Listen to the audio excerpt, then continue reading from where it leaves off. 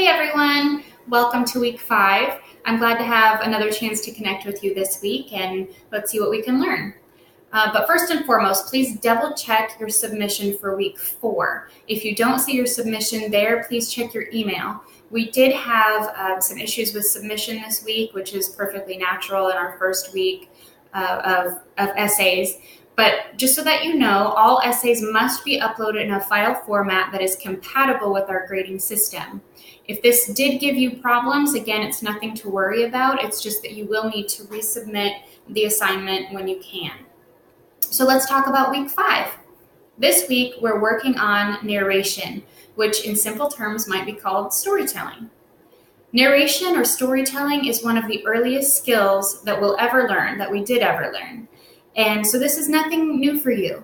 However, learning to tell stories effectively, especially in the written realm, is something that we want to perfect, particularly because narration is useful not only for creative purposes, but it's also useful for practical purposes. This means that we're working on more of the grown-up form of storytelling, if you will.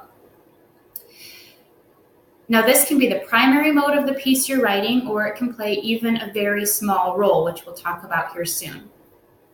I'd like you to think of narration as being description in motion. It relies heavily on description, but unlike description itself, it has to go somewhere. So it must always have a point or a purpose. Regardless of your end game, one of your goals in telling a story is to help the reader make a personal connection with an idea, with your idea specifically. Pages 95 to 97 in your textbook will provide you with a ton of excellent information in a very short amount of time. So I do recommend that you focus pretty heavily on those pages. Now, the word narration often draws our minds to the narrator himself or herself, the person who tells the story. The story might be told entirely from the third-person perspective, like in Harry Potter, for example. The story might be told entirely from the first-person perspective. So, if you're telling a story about yourself. It also might be a combination of those things. And it might even potentially be partially told from the second-person perspective. For example, you may or may not recall Mr. Rogers, who spoke directly to the audience and included them in the story. And plenty of other narrators have done the same thing. Now, as I alluded to earlier, narration can be the dominant mode of writing. A novel would be a good example of that, or it can support another mode. Consider, for example, a story in a persuasive essay, a story that helps to drive home a point. In other creative forms, like in movies, we even have the added bonus of having a voiceover narrator sometimes, who helps to catch us up to where we need to be or on things that we need to know in the beginning. And sometimes they help us to move the story along. You might be familiar with movies like Stardust or Forrest Gump, for example, which include voiceover narration. And tons of movies include that, so those are just two quick examples. The point here, though, is that narration can look and sound like a multitude of different things. Basically, you need to always understand your audience and their needs or their requirements. Always consider your purpose. Make sure that the story helps the reader to connect with your ideas or with the point that you're trying to make, and you'll be set. Now, since we'll use the description from this point forward, actually since we started using description last week and we'll use it from that point forward, I think that's something that we should touch on a little bit too.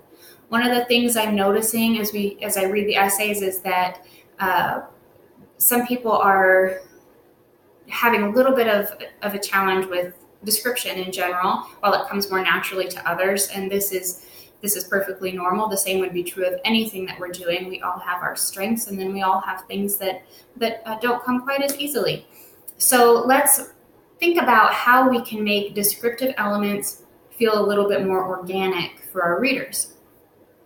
First, try this strategy. Ask yourself what you would describe and how you would describe those things if you were telling the story verbally.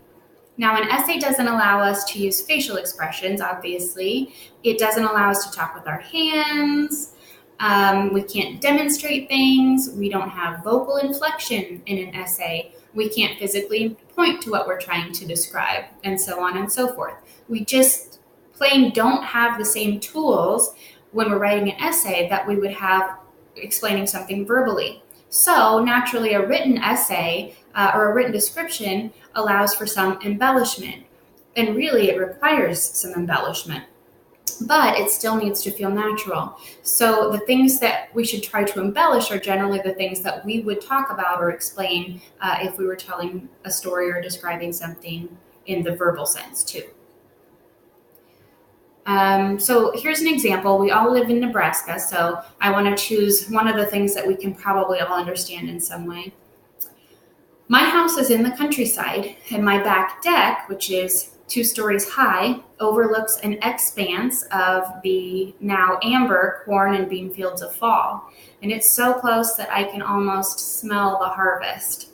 The deck also faces the west, so to see the pinks and golds of the sun setting over that landscape is something that just takes my breath away. Now, at this point, I might realize that I'm probably not going to hit my word count. But if I start telling you that behind me is blue siding, or if I'm grasping for straws and I say that I got to my house today driving my dust-covered white SUV, that gives you some extra description, but it doesn't really serve a point and it's not really useful to my purpose. It just kind of feels awkward and forced. And that's what I want you to avoid. So you don't need to search for descriptions that don't feel right in the moment. Don't try to smell something if it's not relevant, for example. Like if I'm trying to sell my house, I'm probably not going to describe the scent inside. But if I'm trying to tell you what it's like to be part of my family at Christmas time and to be involved in that moment, I probably would describe the scent of sugar cookies, baking, and mixing in the air with earthy pine, for example. So make sure you're thinking about your purpose. And you see where I'm going with this, I think.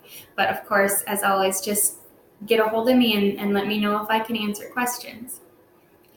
Now, I can tell you that grading the essays is taking more time than I expected.